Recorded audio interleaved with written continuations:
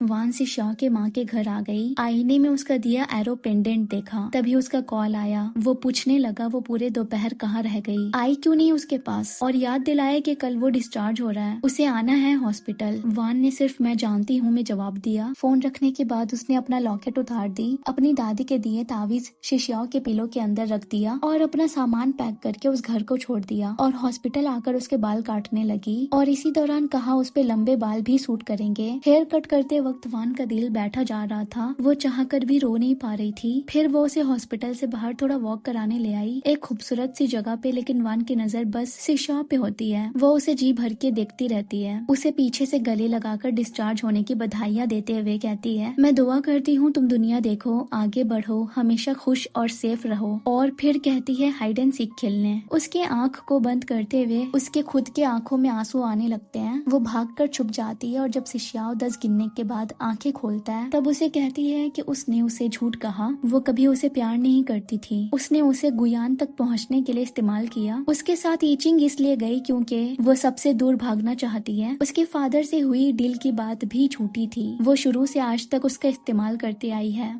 शिशियाओ को समझ नहीं आता कि वान को हुआ क्या है, ये ऐसी बातें क्यों कर रही है। वो इधर उधर भागता हुआ उसे ढूंढता रहता है, उसे बाहर आने को कहता है पर वो रोती रहती है। उसे कहती है मुझसे नफरत करो और मुझे भूल जाओ, हमें ब्रेकअप कर लेना चाहिए। ये बोलकर वो वहाँ से भाग जाती है और शिशियाओ उसे पागलों जैसे यहाँ वहाँ ढूंढता रहता है और रिक्वेस्ट करता है बाहर आकर जो बोलना है बोले। उसकी शक्ल रोने जैसी बन जाती है और वहीं घास में लेटकर सुबह से शाम कर देता है। 1 महीने के बाद हम शिशियाओ को जियांगफान के साथ एक म्यूजिक बार में देखते हैं। अपने दिल टूटने के बाद से वो यहाँ हर रोज आया करता है। अभी वो पूरी तरह से रिकवर हो गया। जियांगफान उसे सलाह देता है थोड़ा काम रहने, रिलेशनशिप में ऐसे मनमुटाव होते रहते हैं। तभी लीना नाम की लड़की जिसकी नजर शिशियाओ पे टिकी हुई थी, वो उसे यहाँ पिछले 1 महीने से देख रही है और आज स्टेज पे आकर एक सॉन्ग उसके नाम डेडिकेट कर देती है। वो उसे देखकर गाना गाती रहती है और शिशियाओ गम में डूबकर ड्रिंक करता रहता है। तभी उसे वान का मैसेज आता है, उसने उसे कुछ पैसे ट्रांसफर किए और कहा बाकी के भी वो जल्द से जल्द लौटा देगी। यहाँ वो मैसेज देख रहा होता है और स्टेज पे लीना शिशियाओ को कन्फेस कर देती है कि उसे उस पे कई टाइम से क्रश है। वो डेट पे चलने का पूछ भी लेती है। शिशियाओ वान के इस बेरुखी से खफा था, इसलिए जब उसे जवाब देने के लिए माइक बढ़ाया जाता है तो वो मान जाता है। यहाँ वान स्टडी में बिजी रहती है और वहाँ लीना हर तरह से कोशिश करती है शिशियाओ के दिल को जीतने की।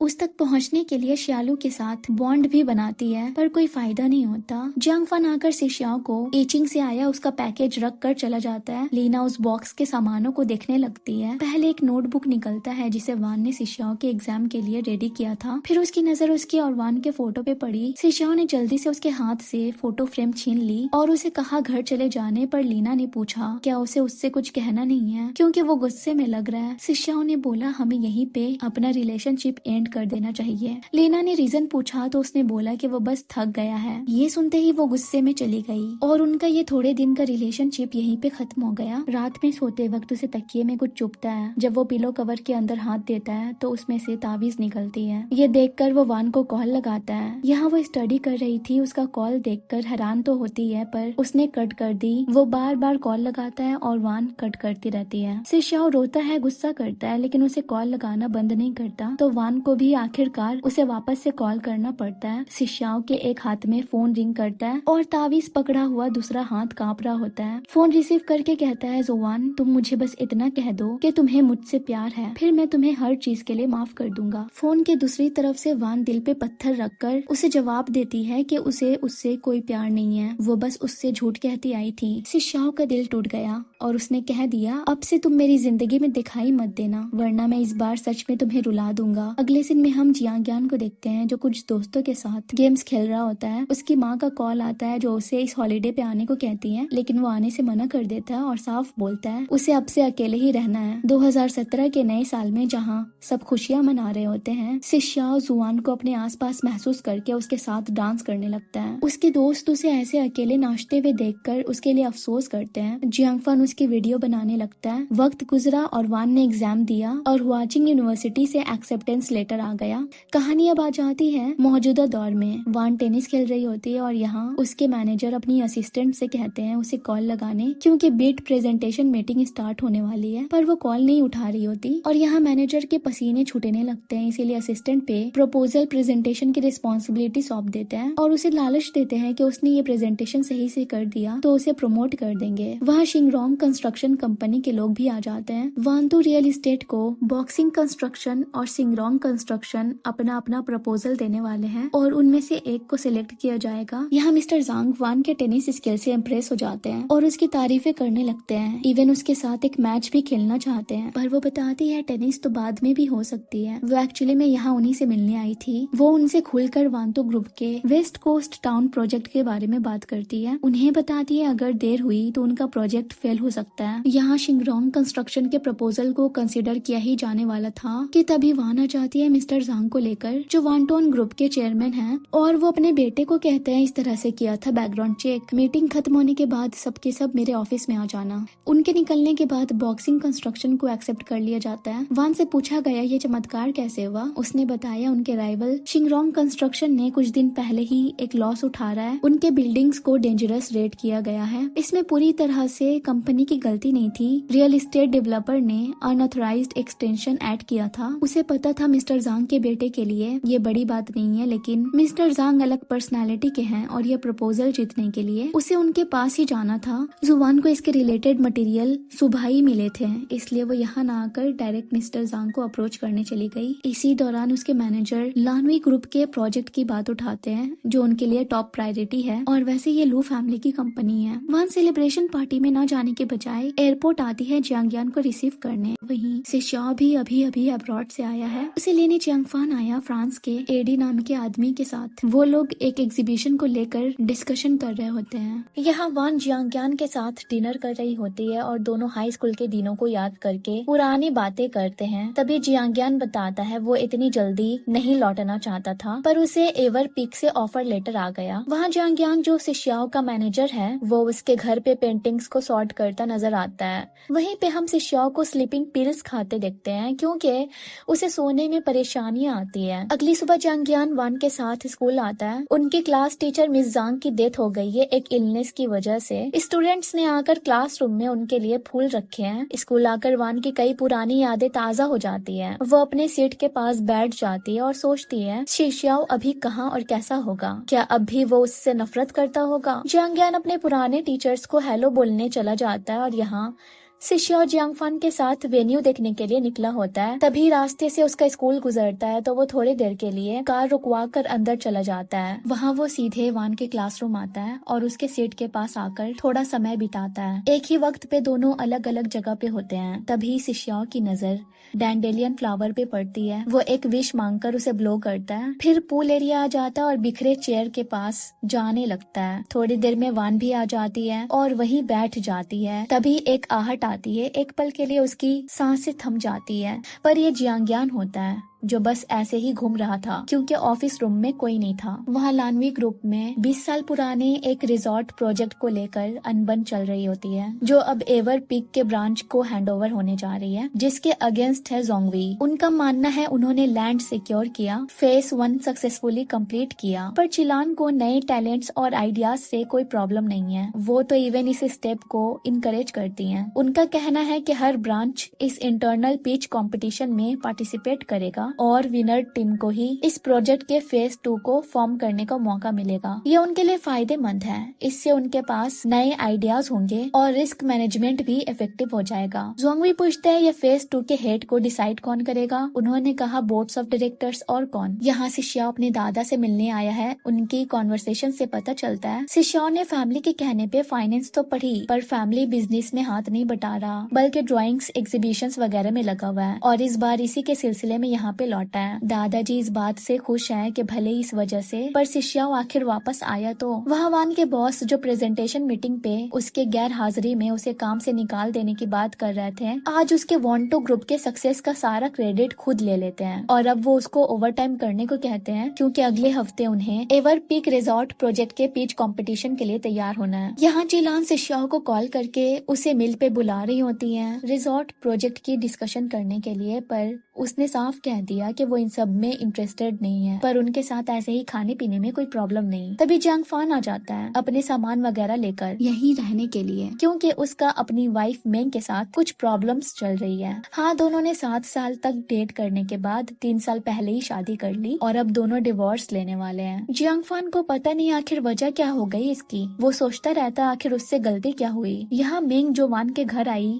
बताती है कि वो इस शादी से थक गई है। कुछ टाइम पहले आए मेंग के बर्थडे पे जियांग फान अब्रॉड में था, सिशियाओ के लिए कलेक्टर से नेगोशिएट कर रहा था, पर उसने वापस आकर उसे गिफ्ट देकर सॉर्ट कर लिया। और यहाँ मेंग ने बोला उसे पर्टिकुलर सेंटेड कैंडल चाहिए थी, पर जियांग फान उसके लिए फायर एक्सटिंग्विशर ले आया और कहा कि ये उसके हाई टेम्पर को कूल डाउन करने के लिए अच्छा है। ऊपर से उसका कमरा पायरेट आर्ट्स वर्क से भरा रहता है। ये सब तो वो फिर भी इग्नोर कर सकती है, लेकिन जब उसे जियांग फान अपने पास चाहिए होता है, जब उसे कुछ शेयर करने का दिल करता है, अपने सैडनेस को बताने की इच्छा होती है, तो वो पास नहीं होता। वो तो इवन ये भी नहीं समझ पाता कि उसे क्या चीज सता रही है। बदला बस इतना है कि अब जियांग फान सक्सेसफुल है, इसीलिए बिजी रहने लगा है। पर मेंग को पुराने जियांग फान की याद आती रहती है। यहाँ उसने बताया कि उन्होंने जो घर एक साथ डाउन पेमेंट पे लिया था, उसे सजाने का कभी वक्त नहीं मिला, दोनों इतने बिजी रहा करते थे। और एक रोज मेंग ने डिवोर्स पेपर आगे कर दिया और कहा इसके बाद घर सेल होने से जो भी मिलेंगे वो स्प्लिट कर लेंगे। वो अपने पेरेंट्स को इस बात की भनक लगने नहीं देना चाहता,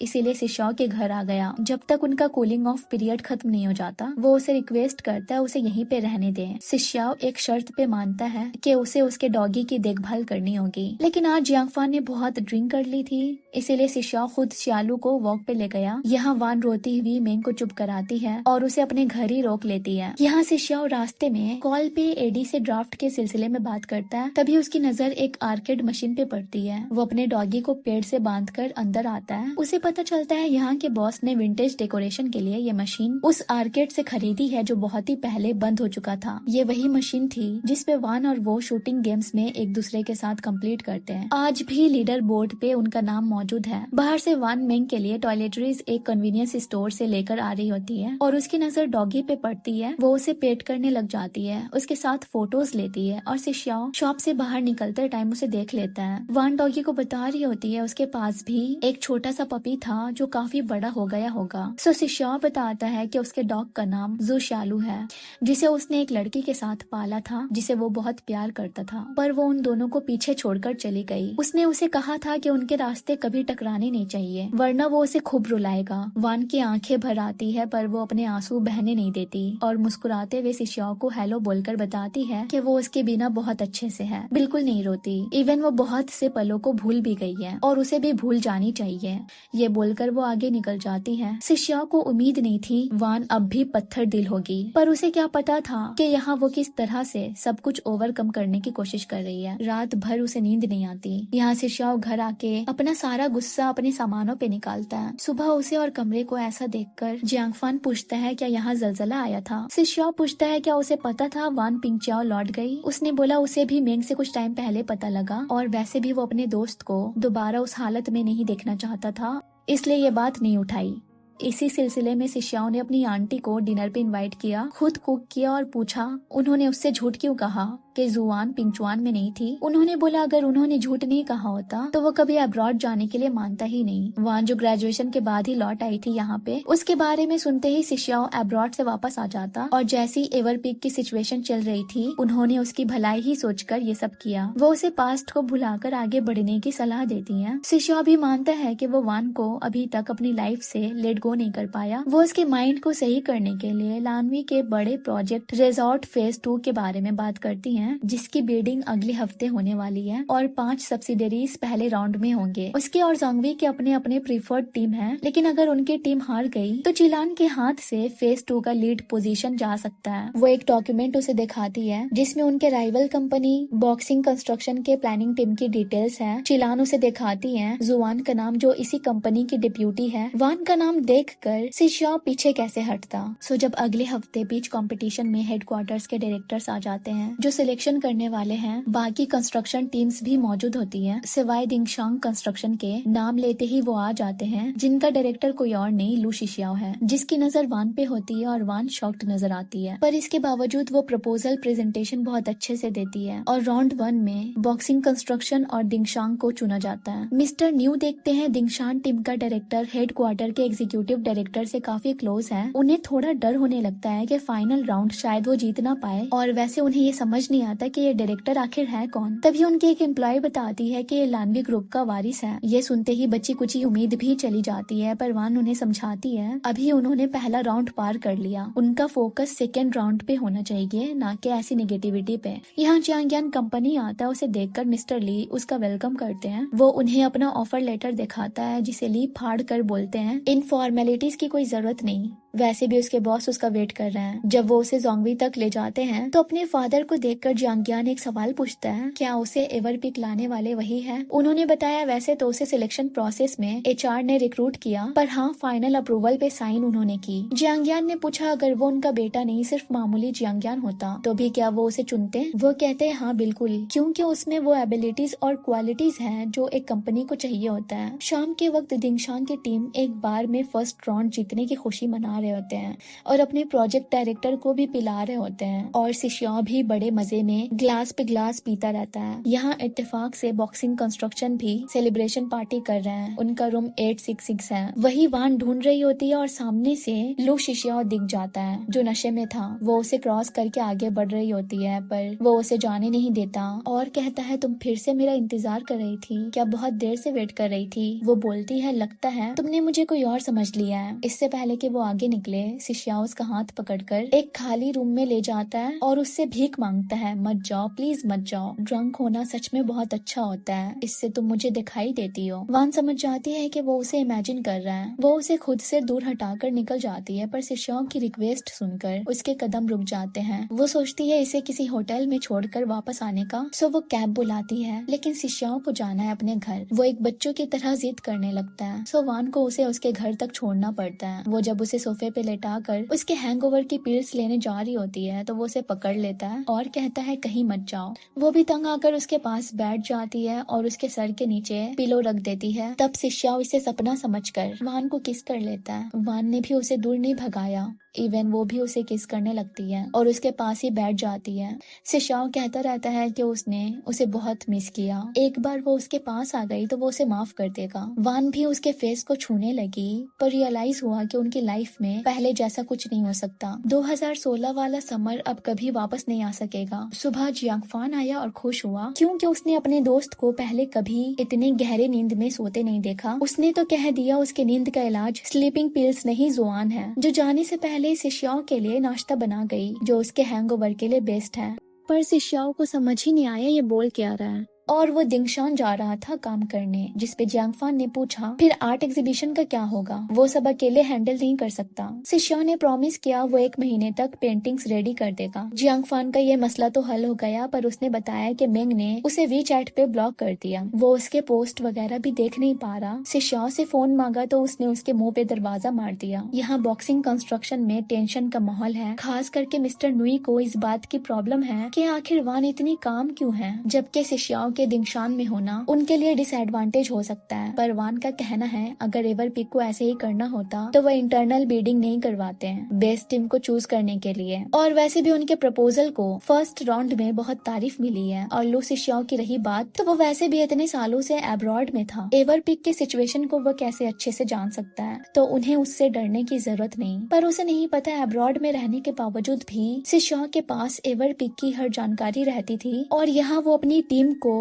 दूसरे राउंड के लिए गाइड भी कर रहा होता है। इवन रियल एस्टेट के बेस्ट बीडिंग टीम को भी बुलाया होता है मीटिंग करने के लिए। एक तरफ सिशियाओ डेडिकेटेड नजर आता है और यहाँ वान भी अपने कोवर्कर के साथ काम में बिजी होती है। घर पे भी बस काम, इसलिए रात में जियांग्यान उसके लिए फूड ऑर्डर मंगवाता है। खाते वक्त वान ने बोला कि वो इतनी केयर करता है कि वो उसे बिल्कुल एक बड़े भाई जैसा वाइब देता है। ये भाई सुनकर जियांग्यान को थोड़ा अच्छा नहीं लगा, पर उसने कहा कि वो ऐसे हमेशा उसकी देखभाल कर सकता है। वान समझ गई उसके इंटेंशन से इसलिए साफ कहा अभी उसकी लाइफ में और भी चीजें हैं जिससे वो डील करने में बिजी है, उसका ध्यान रिलेशनशिप वगैरह में नहीं है। जियांग्यान ने बोला कि अगर ये सिशाओ की वजह से नहीं है तो वो उसका वेट करने को तैयार है, जब भी उसे उसकी जरूरत हो तो वो उसे पुकार सकती है। तभी वहाँ आ रहा सिशाओ उन दोनों को देखकर गुस्सा हो जाता है। करीब आकर वान को कहता है अगर कल के बेडिंग के सेकंड राउंड जीतना चाहती हो तो मुझसे भीख मांगो। जियांग्यान ने बीच में आकर बोला कि अब उसका वान से कोई लेना देना नहीं है, इसीलिए अच्छा होगा कि वो उसे परेशान ना करे। वान ने सिशाओ को बोला हो गया तुम्हारा मिस्टर लू। सिशाओ बोलता है कहा था ना दोबारा मुझे नजर आई तो इतना मजबूर कर दूंगा कि मुझसे रोते हुए भीख मांगोगी। वान ने उसके ऐसे बिहेवियर को बचकाना कहा। सो सिशाओ कहकर चला गया कि वो कल उसके रोने का इंतजार करेगा। घर जाकर उसने एक कॉल लगाया और कल के बिडिंग की डॉक्यूमेंट्स मांगी क्योंकि वो फिर से सब सही से चेक करना चाहता है। वो कल का राउंड 1 से हारना नहीं चाहता और उसने जो बोला वही किया। रिजॉर्ट प्रोजेक्ट उसने ही जीत ली। कॉन्फ्रेंस रूम से एकदम चौड़ में निकला क्योंकि उसने बॉक्सिंग कंस्ट्रक्शन के एडवांटेज को अपनी एडवांटेज बना लिया था। मिस्टर नुई को यकीन नहीं हुआ कि हुआ क्या आखिर। वो रोए या हंसे समझ नहीं आया। वान भी खामोश नजर आई। फिर वो मेंग के साथ एक रिजॉर्ट आती है। उसने बताया ये पहले एक फैक्ट्री हुआ करता था, बहुत खराब मैनेजमेंट की वजह से क्लोज हो गया। जमीन वापस लेने के बाद इसे रिजॉर्ट में बदल दिया गया। फिर हम एक फ्लैशबैक देखते हैं। गुयान वान के घर होती है और बताती है कि उन्होंने उसके फादर को नहीं मारा। एक्चुअली में फैक्ट्री कुछ सालों से घाटे में था, इसलिए उसे बेचने का ऑफर मिला अच्छे खासे अमाउंट देकर। पर वान के फादर को उन वर्कर्स की फिक्र थी जिनका घर इसी काम से चलता था। वेल इस फैक्ट्री को लू जोंगवी खरीदना चाहते थे। मिस्टर ली डील करने आए और वान के फादर को मनाया कि वो वर्कर्स को थोड़े से कंपनसेशन के पैसे देकर निकाल दे, पर उन्होंने ऑफर ठुकरा दिया जिसे गुयान भी नाराज हो गई क्योंकि उनकी फैक्ट्री सच में लॉस पे थी। वो जितने प्राइस में मटेरियल्स लेने निकलती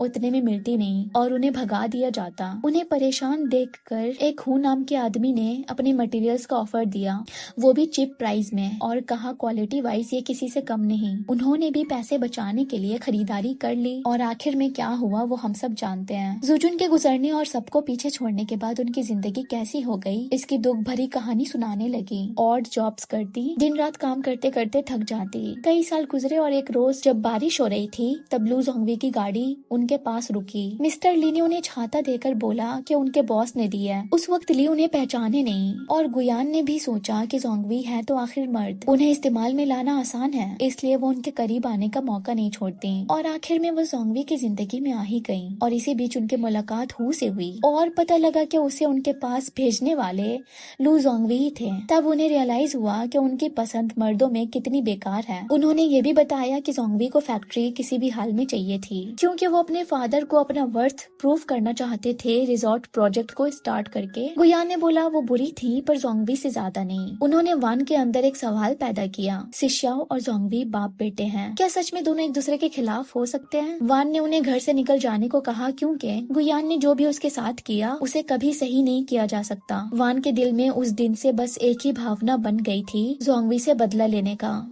इसलिए उसने चिलांग से हाथ मिलाया और बॉक्सिंग कंस्ट्रक्शन की जरूरी डॉक्यूमेंट्स उन्हें हैंडओवर कर दी जिसका लू जोंगवी से बिजनेस कनेक्शन था। बदले में एक शर्त रखी, उसे रिजॉर्ट प्रोजेक्ट के फेज 2 टीम में शामिल होना है।